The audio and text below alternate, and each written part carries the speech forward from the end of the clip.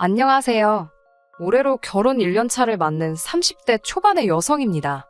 신랑하고는 지인의 소개로 처음 만나서 연애 결혼을 했는데 연애 기간이 8개월로 그렇게 길지는 않았어요. 신랑은 저보다 7살 연상이고 곧 마흔을 앞두고 있거든요. 저도 여자치고는 결혼이 늦은 편이었지만 사실 그렇게 급할 건 없었어요. 하지만 신랑은 결혼이 엄청 급했었던가 봐요. 다짜고짜 청혼을 해왔을 때는 저도 한 발 빼듯이 대답했어요. 만난 기간도 아직 충분하지 않고 서로에 대해서 잘 모르는데 어떻게 결혼을 쉽게 정하겠냐고 했었죠. 그랬더니 남편이 뭐가 됐든 전부 다 저한테 맞추겠다고 사정사정 빌듯이 매달렸어요. 남녀가 사랑을 해서 결혼을 한다지만 그래도 이것저것 따지고 봐야 할 게 많잖아요. 그런데 저런 모습을 보니까 적어도 남편하고는 결혼 생활 하는 동안에 주도권 싸움 한다고 서로 눈치 보고 하는 일은 없을 것 같아. 고민 끝에 저도 결혼을 결심하게 되었습니다. 결혼 이야기가 본격적으로 오고 갔을 때 남편보다 더 좋아하신 건 시어머니셨어요. 결혼 전 처음으로 시댁에 인사드리러 찾아가 뵈었을 때도 아파트 근처에 다 도착해 간다고 전화를 드렸는데 도착하기 10분 전부터 아파트 현관 앞까지 나오셔서는 저희를 기다리실 정도로 저를 반겨주셨어요. 시아버지는 말수가 적고 무뚝뚝하신 이미지였는데 그와는 반대로 시어머니는 엄청나게 말수가 많으신 분이셨어요. 시어머니께서는 장가를 못 가는 남편을 위해 100일 기도도 다니셨고 절에 가셔서 공양도 하시고 가실 때마다 300배도 하고 오셨다고 하셨어요. 이대로 아들이 장가 가는 걸 보지도 못하고 둘이 늙어 죽으려나 보다 하던 찰나에 제가 구세주처럼 나타났다고 하시면서 저보고 홍기 놓친 다 늙은 아들을 데려가줘서 고맙다고 제 손까지 잡아주시며 고맙다고 하셨거든요. 어쨌든 짧은 기간이나마 남편과 연애를 했지만 남편이 성격이나 인품에 문제가 있는 사람처럼은 보이지 않았습니다. 오히려 항상 차분하고 양보하기를 좋아하는 사람처럼 보였고요.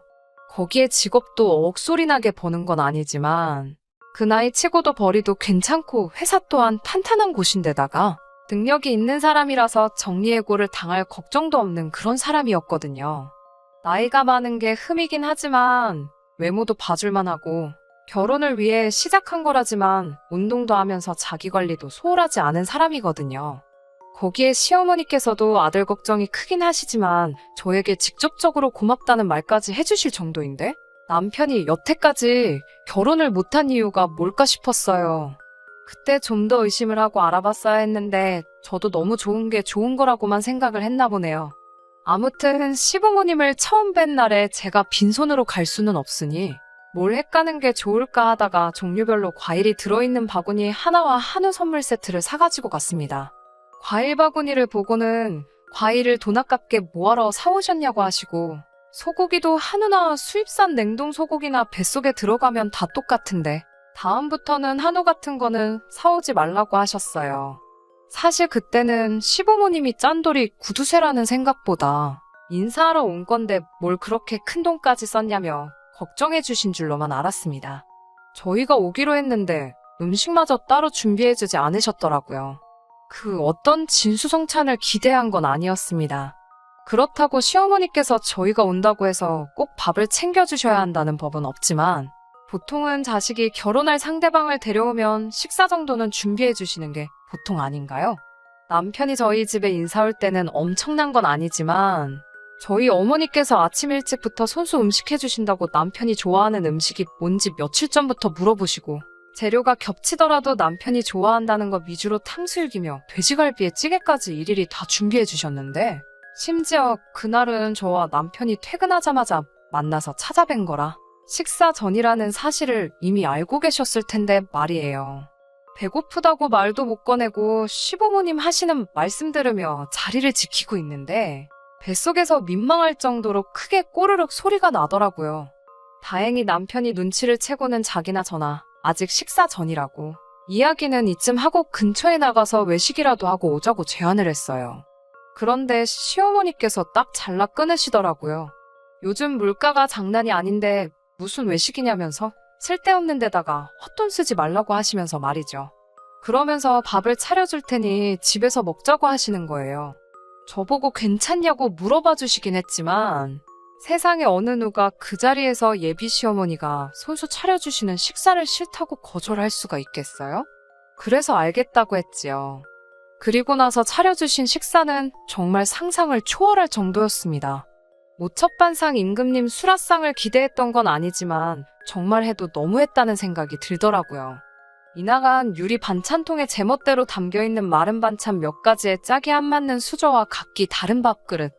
거기에 국물 또한 전날에 드시던 걸 전자레인지에 데우셔가지고는 국물을 떠주시더라고요. 동네에 하나씩 있을 법한 중국집 이름이 적혀있는 플라스틱 그릇에다가 국을 떠주시고는 저보고 얼른 식사를 하라고 하시더라고요. 제가 차려진 상을 보고 아무 말도 잊지 못하고 있으니 시어머니께서 왜 밥 안 먹고 왔다고 했으면서 숟가락을 뜨질 않는 거냐 물어보셨어요. 우리 집에서는 밥 남기는 것만큼은 절대 금기라며 얼른 먹으라고 하시더라고요. 그러더니 혹시 김치가 없어서 못 먹고 있는 거냐며 잠시만 기다려보라며 다시 냉장고로 향하셨어요. 시어머니께서 꺼내오신 건 다른 게 아니고 배달 음식 시킬 때 들어있는 뚜껑 대신 비닐로 밀봉되어 있는 일회용 플라스틱 반찬통이었습니다. 언제 시키신 건지 그 안에 있는 김치가 말라비틀어져 들어있었어요. 어머님은 나중에 찌개 끓일 때 넣으려고 한 거였는데 며느리 될 사람인 저를 위해 특별히 기분을 내셨다며 밀봉된 포장을 뜯어 제 앞에 놔주시더군요. 정말 먹기 싫었는데 밥 남기는 거는 절대 용납 못한다고 하셨던 말 때문에 딴소리도 못하고 먹을 수밖에 없었어요. 수치심이나 모멸감까지 들지는 않았지만 이런 대접을 받는 게 맞는 건가 하는 생각에 속이 살짝 상하더라고요. 화가 나기 시작하니까 긴장이 서서히 풀리기 시작했고 그때부터 시부모님 집안의 가구들이며 그런 게 눈에 들어오기 시작했어요. 지은 지 얼마 안 된 40평형 신축 아파트인데 집안에 있는 가구들이 새 아파트와 어울리지 않는다는 게 눈에 들어왔습니다.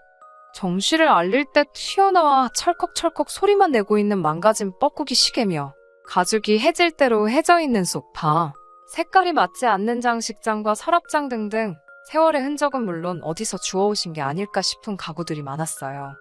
심지어 텔레비전마저도 저희 집에서 15년 전에나 썼을 법한 두껍고 커다란 상자 같은 텔레비전을 아직도 쓰고 계시더라고요. 그때 딱 눈치를 챘습니다. 시부모님이 엄청난 구두쇠라는 사실을요. 인사를 마치고 나오는 길에도 남편은 이미 제가 화내 있을 거라는 걸 알고 있더라고요. 두 분이 예전부터 어렵게 살아오셔서 근검 전략이 몸에 배어 있으시다. 나도 좋은데 취직해서 안정된 직장 가지고 있고 두 분도 서울에 신축 아파트집 얻으시기까지 돈을 모으셨는데도 저 버릇을 아직도 못 버리신 거라고 저보고 이해를 해달라고 하더라고요.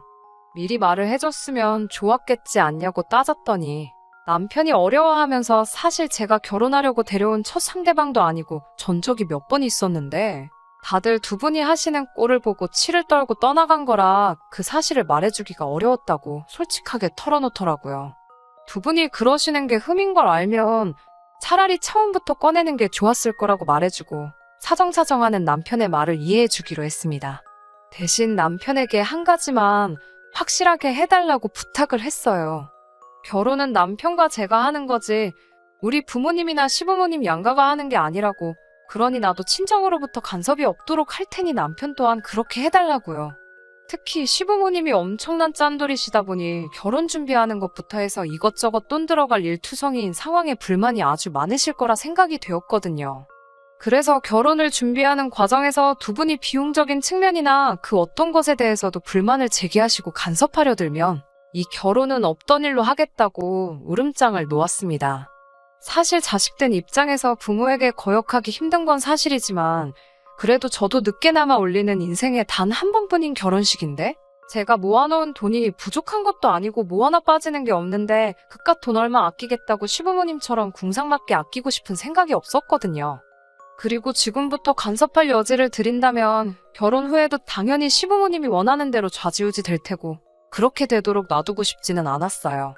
다행히 남편은 제가 하는 말이 무슨 말인지 알겠다고 대답해줬고 결혼 준비를 하는 과정에서 시부모님이 남편에게 그 어떤 불만을 이야기했을지언정 저는 전혀 모르는 일로 해줬고 그렇게 제가 꿈꾸던 결혼식을 올릴 수 있었습니다. 결혼식을 올리는 그 순간까지도 걱정했던 시어머니와의 마찰이 없었기 때문에 다행이라고 생각했는데 기어이 결혼식 마지막 순간에 초를 치셨네요. 함께 하객분들께 정신없이 인사드리고 나서야 뒤늦은 식사를 시작했거든요.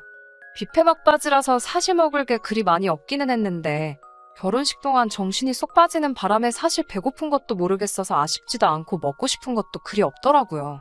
그냥 의무적으로 빈 접시를 채우며 돌고 있는데 시어머니는 그 와중에도 뭘 그렇게 드시고 싶은 게 많으신지 계속 오며 가며 하시며 접시를 잔뜩잔뜩 채워가셨어요. 저나 남편은 그나마 떠온 것도 입맛이 없어서 깨작대다가 모밀국수나 먹고 말아야겠다고 금세 자리에서 일어나 다시 음식을 가지러 향했습니다. 그 와중에 안쪽에서 조리해주시는 분께서 저희 보고 많이 지쳐 보인다고 우동 한 그릇을 금방 내어드릴 테니 잠시만 기다려달라고 해서 기다리던 찰나에 뷔페 안에서 큰 소리가 나더라고요. 그 소리가 나는 방향은 양가 부모님들이 앉아 계신 쪽이었고 고개를 돌리니 시어머니와 직원분이 실랑이를 하고 있었습니다. 무슨 일인가 후다닥 다가가니 시어머니 자리 아래로 무수한 검은색 비닐봉지가 보였습니다. 안 봐도 무슨 일인지 딱 알겠더라고요. 뷔페 음식을 봉지에 담아가려다가 직원한테 걸리고 만 것이죠. 친정 부모님께서는 그 상황이 민망한지 고개를 딴 쪽으로 돌려 했어 모르는 척 하고 계셨습니다. 그도 그럴 것이 아무리 막바지라지만 뷔페 안에는 하객으로 오신 분들이 아직 많이 남아 계셨었거든요. 음식을 싸가시면 안 된다고 조용조용 말하는 직원에 반해 시어머니께서는 직원한테 큰 소리로 내 돈 내고 먹은 음식인데 내 집에도 마음대로 못 가져가게 하냐면서 큰 소리를 내고 계시더라고요. 어차피 여기서 다 먹고 가면 돈 한 푼도 안 받을 음식들인데 집에 가져가서 먹나 여기서 먹나 뭐가 다른 거냐고 성질을 내시면서 말이죠. 손님이 왕인 것도 모르냐고 내가 오늘 여기에 밥값으로만 얼마를 낸 줄 아냐면서 몇백만 원을 내고 산 내 음식인데 내 집에도 못 가져가게 한다고 직원을 두고 아주 날강도라고 소리를 지르시고 계셨어요. 직원분께서는 막무가내로 나오는 시어머니를 앞에 두고 프로페셔널답게 화 한 번 내지 않고 조곤조곤 이유를 설명해 줬습니다. 뷔페에서 음식을 싸가지 못하게 하는 건 그런 이유도 있지만 아무래도 대량의 음식을 바로바로 조리하기 때문에 그만큼 보관에도 취약한 음식이라고요. 집에 가져가셨다가 혹시 음식이 잘못되면 그것에 대한 책임을 지는 것이 뷔페 측이기 때문에 안타깝지만 남은 음식을 싸가는 것에 대해서는 뷔페 측에서도 강경하게 나갈 수밖에 없다고. 음식 싸놓으신 봉지는 폐기 처리할 테니 달라고 정중하게 설명했습니다. 그러자 어머님께서는 남은 음식 니들이 먹으려고 그러는 거 다 안다고 돈 받고 일하면 됐지 뭘 음식에까지 탐을 내냐면서 뷔페는 결혼식 비용에 포함된 일부이기 때문에 내 돈 주고 니들 먹을 밥까지 계산한 적 없다고. 내 물건에 손도 대지 말라고 하시며 이 음식들은 어머님께서 꼭 싸가야겠다고 우기셨어요. 그 어이없는 광경을 저는 지켜만 볼 수밖에 없었는데 다행히 남편이 그 상황을 정리해줬습니다. 직원분 말씀이 일리가 있다며 어머님을 이해시키고 어떤 설득을 했는지 어머님이 그 음식들을 포기하게 만드셨어요. 그리고 뒤로는 직원분에게 죄송하다고 사과하면서 상황을 썩 괜찮게 정리하더라고요. 그때 시어머니 때문에 결혼식장에서 무슨 쪽이야 하면서 기분이 몹시 상했지만 한편으로는 남편의 그런 모습을 보면서 적어도 남편이 시어머니와 나의 의견 다툼이 있을 때 해결은 해줄 수 있겠구나 하는 믿음까지 생기게 되었습니다. 그리고 그렇게 저와 남편의 결혼 생활이 시작하게 되었죠. 저희가 결혼할 당시가 집값이 아마 최고점을 찍었던 시기였기 때문에 신혼집을 구하는데 조금 어려움이 있었습니다. 그래서 아직 신혼집이 구해지지 않은 시점이었고 집을 마련할 때까지는 남편과는 각자 서로의 부모님 댁에서 더 생활을 하기로 결정했어요. 시어머니께서 결혼하면 출가 외인이니 그러면 시댁에 와서 지내라고 제안은 하셨는데 그것만큼은 싫었습니다. 시집살이 하는 것보다 짠돌이 구두쇠로 사는 가풍에 적응을 못할 거라고 생각했기 때문이에요. 아무튼 그렇게 결혼하고 나서도 거의 2달 가까이 따로 떨어져 살다가 우여곡절 끝에 신혼집을 구하게 되었습니다. 신혼집은 투자 가치도 있고 위치도 좋은 곳에 있는 구축 아파트를 구했어요. 좁은 집이었지만 리모델링해서 꾸며놓고 살면 참 괜찮겠다는 생각이 들었습니다. 저희가 모아놓은 돈을 전부 쓰고도 양가 부모님들께 많은 돈을 지원받아야 했어요. 대신 다행스럽게 대출 없이 시작할 수는 있었습니다. 그런데 이제 신혼집이 구해지고 나서 돈 쓰는 거 싫어하시는 시어머니와 크게 다툼이 생기게 되었습니다. 제가 하는 일의 특성상 저는 재택근무식으로 집에서 보내는 시간이 많은 직업입니다. 그래서 저는 방 1개를 제 작업실로 만들려던 계획도 있었고 하는 김에 오래된 아파트를 리모델링을 해서 싹 다 바꾸고 인테리어도 요즘 유행하는 식으로 만들려던 계획이 있었거든요. 그런데 그걸 시어머니 쪽에서 반대를 하고 들기 시작하신 겁니다. 남편이 어떻게 설명을 해놓은 건지는 몰라도 결혼식이 이제 끝났으니 제가 강조한 대로 결혼 전에 간섭은 따로 없었지만 이제 결혼을 했으니 그동안 하지 않은 간섭을 하겠다고 하시는 것처럼 보였어요. 짠돌이 구두쇠인 시어머니는 당연히 집을 리모델링 하는데 드는 돈이 아깝다고 그러시는 거였어요. 샤시부터 싹 다 바꿔버리는 거라서 예산이 4천만 원에서 5천만 원 사이를 왔다 갔다 하는 상황이었는데 저도 큰 액수라고 생각했는데 시어머니한테는 엄청난 액수로 느껴지셨을 겁니다. 당연히 리모델링은 꿈도 꿀 생각하지 말라는 입장이셨고요. 하지만 집에서 지내는 건 어머님이 아니고 저인데다가 저는 집에서 일도 해야 했기 때문에 이 부분을 양보하고 싶지는 않았습니다. 그래서 저는 리모델링은 꼭 해내겠다는 입장이었어요. 신혼집이 생긴 첫날부터 시어머니하고 기싸움이 시작된 것이었습니다. 다음 날에 시어머니로부터 연락이 왔어요. 지금 너네 신혼집 앞인데 후딱 와서 문을 열라고요. 아직 가구도 안 들어간 집에 무슨 일이신가 집으로 부랴부랴 향해보니 시어머니께서 어디서 도배지랑 풀을 잔뜩 이고 오셔서는 문 앞에 서 계시더라고요.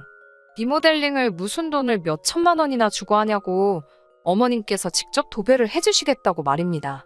어머님한테 리모델링을 한다는 게 도배하고 장판 새로 깐다고 끝나는 게 아니고 샤시부터 싹 다 바꿔야 한다고 몇 번을 설명드려도 어머님은 집이 잠잘 때 비만 피하게 하면 되는 거지 무슨 돈을 더 들여가며 고쳐서 사느냐고 잔소리를 하기 시작하셨습니다.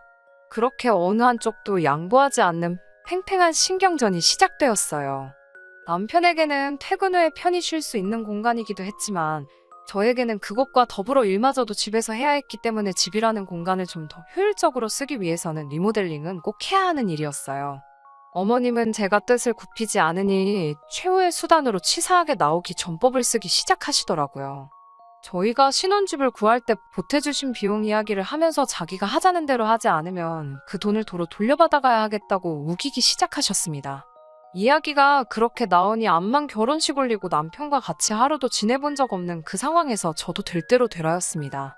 이렇게 평생 시어머니한테 휘둘려 살면서 제가 일해서 번 돈 가지고 시부모님 눈치 보느라 제대로 쓰지도 못하고 살고 싶지는 않았거든요. 정 그러시면 돈을 가져가시든 결혼을 취소하든 마음대로 하시라 강하게 나오니 시어머니께서도 본인 손으로 겨우 장가간 아들의 결혼 생활을 박살내고 싶지는 않으셨는지 그저 계속 성질만 내실 뿐 실제로 그 돈을 가져가신다거나 하지는 않으셨어요. 그나마 시어머니와 중간 역할을 어느 정도 해주고 있던 남편도 결국 저와 어머님의 줄다리기로 싸움이 번져나가기 시작하니 그 어디에 편도 들지 못하고 조금 난처해 보이기도 했습니다. 그런 우여곡절이 있었지만 결국 제가 계획한 대로 리모델링이 진행되었고 한 달이 지나서 드디어 남편하고 본격적인 신혼살림을 시작할 수 있었네요. 한 달 사이에 스트레스를 많이 받은 건지 어딘가 모르게 남편이 조금 수척해진 기분이 들었습니다. 시어머니께서 막무가내로 돈을 도로 가져가시겠다 하는 와중에 별다른 소음 없이 리모델링을 진행할 수 있었으니 남편의 역할이 전혀 없었다고 할 수는 없었지요. 아무튼 문제는 신혼살림을 차린 이후부터 본격적으로 더 커지기 시작했습니다. 아무리 그래도 지원해주신 돈을 빼겠다고 막무가내로 나서는 어머님을 남편 혼자서 말리기에는 역부족이었던 것 같아요. 알고 봤더니 남편은 신혼집 비밀번호를 알려주는 조건으로 어머님이 리모델링을 반대하는 걸 잠재울 수 있었던 겁니다. 비밀번호를 알고 계신 시어머니가 그걸 가지고 뭘 했을까요?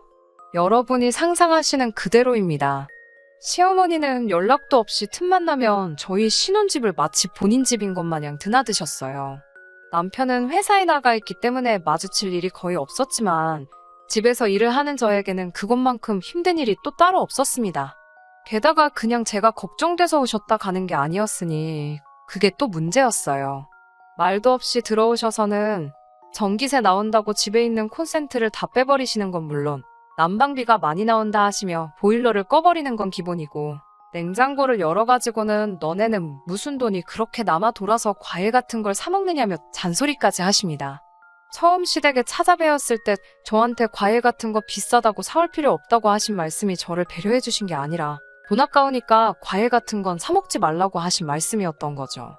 달달한 게 땡기면 냉수에다가 설탕을 타 먹으면 될 일 아니냐며 과일 사 먹고 돈을 언제 모으냐며 잔소리를 하시더라고요. 차라리 제가 은행에 빚을 지면 졌지. 이렇게 잔소리 들으며 살바야 어머님한테 그 돈은 저희가 알아서 할 테니 돈을 빼가시라고까지 말했지만 돌아오는 건 벌써부터 대출받는다는 소리를 한다고 아주 돈이 남아 도냐며 돌아온 잔소리밖에 없었습니다. 나중에 가서는 잔소리가 듣기 싫어서 정말 보일러도 꺼놓고 전자제품도 다 줄을 빼놓고 냉장고에 과일까지 다 치워버렸습니다. 그랬더니 기어이 냉장고를 다 뒤지면서 유통기한이 다 지나가는 것들을 꺼내시고는 그걸 저보고 자기가 지켜보는 앞에서 다 먹으라고 하시는 겁니다. 제가 그걸 왜 먹냐고 하니 며느리가 집안일을 곧다구로 하면서 우리 아들이 힘들게 번 돈의 소중함을 가르쳐주는 거라고 하시더군요. 어머님한테 제가 집에 있는다고 집안일 하는 게 아니라고 저도 집에서 일하고 있고 제 스스로 돈을 벌고 있다고 한마디 했습니다. 그랬더니 니까짓게 돈을 벌어봐야 얼마나 버냐고 자기가 진짜 돈 버는 법을 가르쳐주는 거니 잘 보고 배우라고 하시더라고요. 시어머니 자리가 무슨 상전도 아니고 집해준 돈 도로 가져가라고 하는데도 안 가져가시고는 버릇 고쳐준다는 명목으로 저에게 부리는 갑질에 더 이상 참을 수가 없어서 그 길로 집을 나와버렸습니다. 그리고 곧바로 남편한테 전화를 걸었어요. 와서 어머님 어떻게 안 해놓으면 저도 더 이상 안 참겠다고 한마디 하니 남편이 그 길로 곧바로 조기 퇴근을 해서 불이 나게 집으로 오더라고요. 주차장에서 남편을 만나 어머님과 단판 지으러 집으로 들어갔습니다. 어머님은 제가 집에 들어오면 잔소리를 더 하시려고 아주 집안 구석구석을 뒤지면서 만반의 준비를 하셨더군요. 제 앞에 음식물 쓰레기통을 던지면서 음식물 쓰레기는 뭐가 그렇게 많이 나오냐면서 그것까지 저보고 먹으라고 하시더라고요. 남편이 먼저 나서서 어떻게 해주기를 바랬는데 남편은 난감한 듯 아무런 대응도 못하고 어버버거리고 있었어요. 그걸 지켜보다가 답답해진 저는 어머님한테 그걸 어떻게 먹냐고 어머님은 그런 거 드시냐고 한마디 했죠. 어머님은 자기는 음식물 쓰레기를 만들지도 않고 설령 음식물 찌꺼기가 생기면 그날 저녁에 밥에다가 고추장을 넣고 비벼 먹으면 되는 거 아니냐고 또 그 자린고비 노하우를 저에게 전수해 주시더라고요. 그 말을 듣자마자 아무 말 없이 밥솥에 있는 찬밥 한 주걱을 떠서 양푼에 담고 음식물 쓰레기와 유통기한 지난 것들을 한데 모아 비벼버렸어요. 그리고 그 양푼을 남편 앞에 던져줬습니다. 어머님 말씀 들었지 않냐고 음식 남기는 게 돈 낭비라고 하시니 책임지고 다 먹으라고 남편에게 줘버렸어요. 남편은 음식물 쓰레기가 담긴 양푼 비빔밥을 들고 아무 말도 하지 못하고 있었고 어머님은 당연히 그 장면을 보고 노발대발 하시면서 그걸 너 먹으라고 준 거지 우리 아들 먹이라고 준 것인 줄 아냐면서 연신성화였습니다. 저는 다시 한번 어머님을 똑바로 쳐다보고는 이 유통기한 지난 것들이나 음식물 쓰레기들 다 제가 아니라 어머님 아들이 만든 거라고 입이 워낙에 짧아서 다 먹지도 않을 거 이것저것 사재끼는 당신 아들이 돈 낭비를 한 거니까 돈 아끼는 방법을 교육하고 싶으시면 나 말고 어머님 아들한테부터 다시 가르쳐주라고 소리를 질렀어요. 어머님이 말 다 했냐고 하시면서 저한테 소리 지르려는 찰나에 그제서야 남편이 호통을 치면서 어머님한테 뭐라 하더라고요. 어머니 때문에 뒤집어진 결혼이 몇 번째인 줄 아느냐. 그런 어머니인 줄 다 알고도 결혼해준 며느리한테 잘해주시지는 못할 망정. 아예 이번 기회에 파혼시킨 것도 모자라서 자기를 이혼남을 만들 생각이냐면서 그만 좀 하시라고 하더라고요. 그리고 제가 집에서 일을 하고 있어도 자기가 회사 나가서 버는 것보다 더 많이 벌고 있다고. 그런데 집안일까지 맡아서 해주고 있으면 집에서 업고 다녀도 모자랄 정도인데 어머니가 나서서 마음 떠나게 하고 계시는 거냐 소리쳤습니다. 집 살 때 보태주신 돈은 가져가려면 가져가라고 은행이자가 얼마나 비싸던 간에 그 돈 내고 스트레스 안 받고 사는 게 오히려 더 싸게 먹히겠다고 하면서 집 비밀번호도 바꿔버리고 전화번호도 싹 다 바꿔버릴 테니까 더 이상 자기 인생에 간섭 안 하실 결심 있으면 그때 가서 뵙자고 그때까지는 아무리 어머니나 아버지라고 해도 모르는 척 할 것이고 자기도 자기 인생 살겠다고 소리를 치더라고요. 자세한 건 모르지만 아마 어머님을 향한 남편의 반항이 처음이었을 거라 확신합니다. 어머님은 벙찐 얼굴로 아무 말도 못하고 얼굴이 사색이 되어 계셨거든요. 남편이 할 말 다 했으니 이제 그만 가보시라고 어머님 등을 떠미는데 어머님은 집 밖으로 나가면서까지도 아무 말도 못하고 충격을 많이 받으신 듯 보였어요. 모든 상황이 종료되고 나서야 남편은 저에게 고개 숙여 사과했습니다. 자기가 진작부터 중간 역할을 잘 했으면 된 건데 그러지 못했다고 말한 대로 어머님이 생각을 고쳐먹기 전까지는 방금 말한 대로 시댁과 연을 끊고 살겠다고 제 앞에 다짐을 하더군요. 아무튼 이렇게 얼마 전에 상황이 일단락되었고 그제서야 조금 평화로운 신혼생활을 시작하게 되었습니다. 정말 그 뒤로 어머님이 집에 찾아오시거나 한 적은 없습니다. 그러다 얼마 전에 어머님에게서 저에게 연락이 왔어요. 그래도 아들은 그렇게 끔찍하신지 제 눈치를 다 보시면서 남편 기분은 어떤 것 같느냐고 저에게 물으시더라고요. 그래서 저는 어머님께 부모된 마음에서 자식들이 잘 되길 바라는 마음이 똑같다는 건 저도 충분히 이해하고 있다고. 그런데 그 방법이 저와 남편의 결혼 생활을 뒤흔들 만큼 문제가 있다면 어느 정도 저희 입장도 고려해 주시면 좋겠다고 말씀드렸습니다. 저라고 며느리 된 입장에서 시부모님이 며느리 눈치 보면서 사는 거 넣지 않는다고요. 저도 결혼 후에 어떨까 늘 그려오던 시부모님과 저희 관계가 있고 저로 인해서 가정의 화목이 깨지는 건 원치 않는다고 했어요. 어머님이 그제서야 저에게 그동안 미안했다고 너희는 너희들만의 방법이 있는 건데 내가 악착같이 돈 모으던 걸 생각하고 그걸 너희들에게 강요하려 했다며 저희한테도 구두쇠 습관을 강요하는 건 그만하시겠다고 하셨습니다. 그리고 앞으로 잘 지내보자고 하셨어요. 이 이야기를 전해들은 남편은 사람이 그렇게 쉽게 변하는 게 아니라고 하면서 내키지 않는다는 식으로 나왔습니다. 하지만 그렇다고 저와 시어머니의 불화로 남편이 가족과 연을 끊고 살게 할 생각은 없거든요. 그리고 여차하면 남편이 가족이 아니라 제 편을 더 먼저 들어준다는 확신이 생겼으니 다시 한번 온 가족이 화목하게 살 수 있는 이 기회를 놓치지 않아 보려고 해요. 남편이나 저나 둘 다 늦게 한 결혼인 만큼 단 하루도 후회 없이 살고 싶습니다. 사연 들어주신 분들도 앞으로 저희 식구들의 행복을 빌어주세요. 그러면 저는 이제 저희 이야기를 끝내도록 하겠습니다. 끝까지 들어주셔서 감사합니다. 오늘의 사연은 여기까지입니다. 구독과 좋아요, 알람 설정 부탁드리고 더 좋은 사연으로 다시 찾아뵙겠습니다. 감사합니다.